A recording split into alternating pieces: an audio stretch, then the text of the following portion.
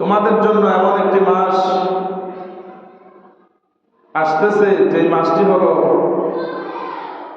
12টি মাসের মধ্যে সর্বশ্রেষ্ঠ মাস। সেই মাসটির নাম হলো মাহে রমাদান, রমাদান মাস।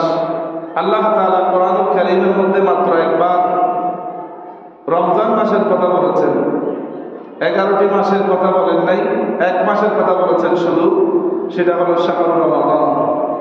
এই রমজান মাসের কথা বলতে গিয়ে আল্লাহ পাক রমজান মাসের কথা বললেন।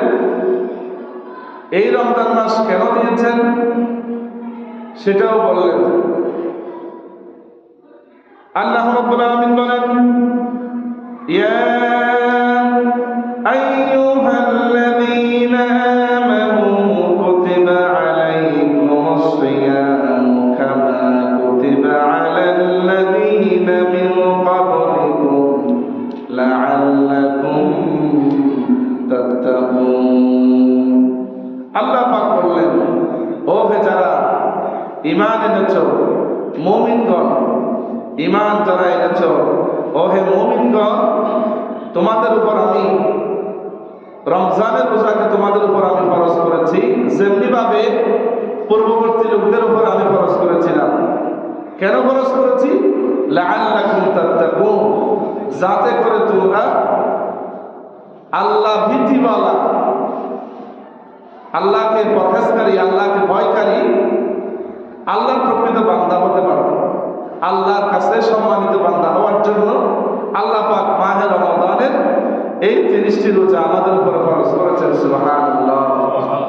অর্থাৎ আমরা বুঝলাম আল্লাহর প্রিয় হওয়ার জন্য, আল্লাহর প্রিয় বান্দা হওয়ার জন্য আল্লাহ পাক এই রমজান মাসে 30টি রোজা আল্লাহ পাক ফরজ করেছেন। সুবহানাল্লাহ, সুবহানাল্লাহ।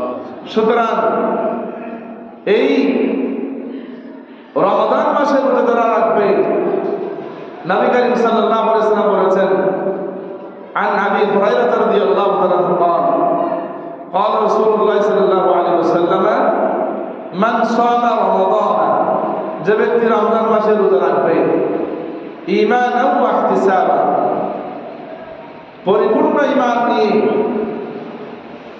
আল্লাহর সন্তুষ্টির জন্য, ওয়া ইহতিসাবান, আল্লাহর সন্তুষ্টির জন্য, আল্লাহকে খুশি করার জন্য যারা রোজা রাখবে, গুফিরা লাহু মা তাকাদ্দামা মিন যামবি, এই এক মাস আল্লাহকে খুশি করার জন্য যারা খালেস নিয়তে শুধুমাত্র আল্লাহকে দেখানোর জন্য রোজা রাখবে, নবী করিম সাল্লাল্লাহু আলাইহি ওয়াসাল্লাম বলেন, তার জীবনের সমস্ত অতীতের গুনাহগুলি সবগুলি আল্লাহ পাক মাফ করে দিবেন। সুবহানাল্লাহ, সুবহানাল্লাহ। সুতরাং শুধু তাই নয়, এই রমজান মাস আল্লাহ পাক আমাদেরকে দিলেন। এই রমজান মাস, এই রমজান মাসে রোজা যারা রাখবে, তারা যখন মারা যাবে, মারা যাওয়ার সাথে সাথে যখন দুইজন ফেরেশতা আসবে সওয়াল জবাব করার জন্য, কবরের পাশে দাঁড়িয়ে যাবে রোজা। রোজা বলবে, আনা সাওমুহু, আমি তার রোজা, আমি তার জন্য সুপারিশ করতেছি যে আমি তাকে দিনের বেলা পানাহার করা, স্ত্রী সহবাস করা আমি নিষেধ করেছি, আমি বারণ করেছি, আমি তার আমলকৃত রোজা, আমি তার আমল রোজা। সুতরাং আমি তার জন্য সুপারিশ করতেছি। যেই পাশে রোজা কবরে দাঁড়িয়ে সুপারিশ করবে, সেই পাশে আর কবর আযাব হবে না, বন্ধ হয়ে যাবে ইলা ইয়াউমিল কিয়ামা, কিয়ামত পর্যন্ত। সুবহানাল্লাহ, সুবহানাল্লাহ। সুতরাং এই রোজা আপনাকে কবরের মধ্যে পাহারা দিবে। অথচ আপনার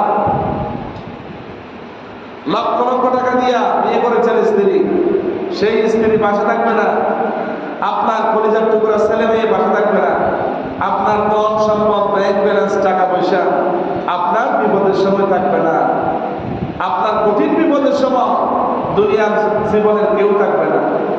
একমাত্র থাকবে আপনার আমল, আপনার নেক কাজ, আপনার রোজা, আপনার কোরআন তেলাওয়াত।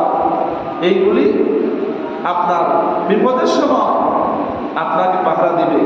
সম্মানিত হাজিরিন, শুধু তাই নয়, যারা রোজা রাখবে তারা যখন কিয়ামতের ময়দানে কবর থেকে উঠবে,